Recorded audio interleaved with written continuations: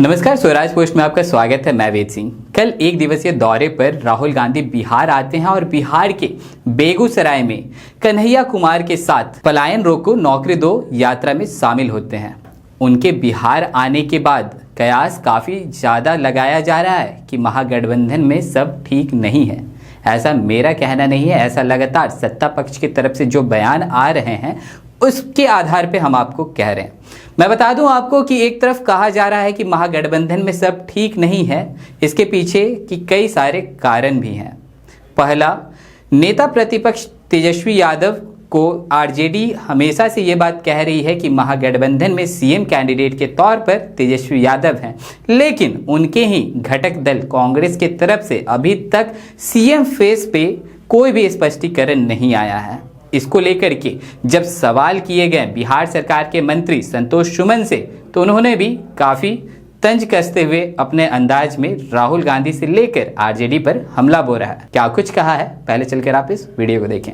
राहुल गांधी बिहार पहुंचे थे और तमाम चीज़ों को लेकर कह रहे हैं कि दिल्ली का चक्कर मत लगाइए, पटना का चक्कर नहीं लगाइए, लोगों के बीच रहिए, उन्हीं लोगों को टिकट दिया जाएगा। अच्छी बात है, राहुल गांधी जी को अब समझ में आ रहा है। बिहार आ रहे हैं, 2-3 बार आए हैं साल में, तो ज्ञान प्राप्त हुआ है।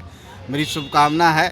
देखिए, जब तक कांग्रेस ज़मीन पर नहीं आएगी तो उनकी स्थिति मजबूत नहीं होगी। कभी कांग्रेस देश की बड़ी पार्टी थी, आज कांग्रेस पिछलग्गू हो गई है। तो मेरी तो यही सलाह है कि राहुल गांधी जी को मेहनत करनी चाहिए बिहार में, और मेहनत करने से उनको कुछ मिलेगा। और किसी के सहारे अगर आप जी के रहना चाहते हैं, पार्टी को बढ़ाना चाहते हो, तो असंभव सी बात है। लेकिन मैं देख रहा हूँ किधर राहुल गांधी जी घूम रहे हैं, तो मेरी शुभकामना है कि राहुल गांधी जी बिहार आते रहे। बिहार में कांग्रेस और आरजेडी के लोग कर रहे हैं कि इस बार महागठबंधन की सरकार बनेगी, एनडीए का सफाया तय है। पहले मुख्यमंत्री तय कर लेना किसको मुख्यमंत्री बनाएंगे।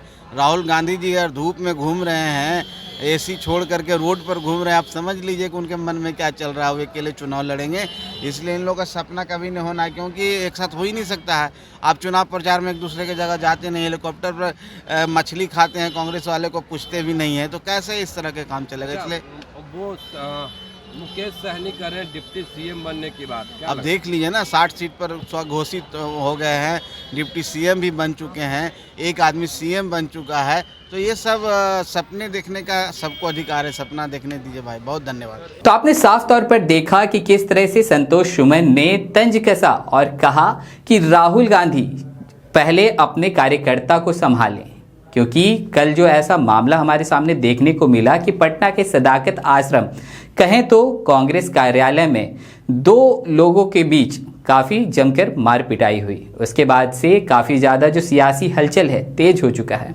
दूसरी बात ये हमारे सामने निकलकर नज़र आ रही है कि एक तरफ आरजेडी जो है मुसहर सम्मेलन करने जा रहा है। इस पे भी संतोष सुमन ने साफ तौर पर कहा है कि कहीं ना कहीं इस जाति का जो वैल्यू है अब सरकार को भी समझ में आने लगा है, और इस जाति को आगे बढ़ाने का काम जीतन राम मांझी जी के द्वारा किया गया है।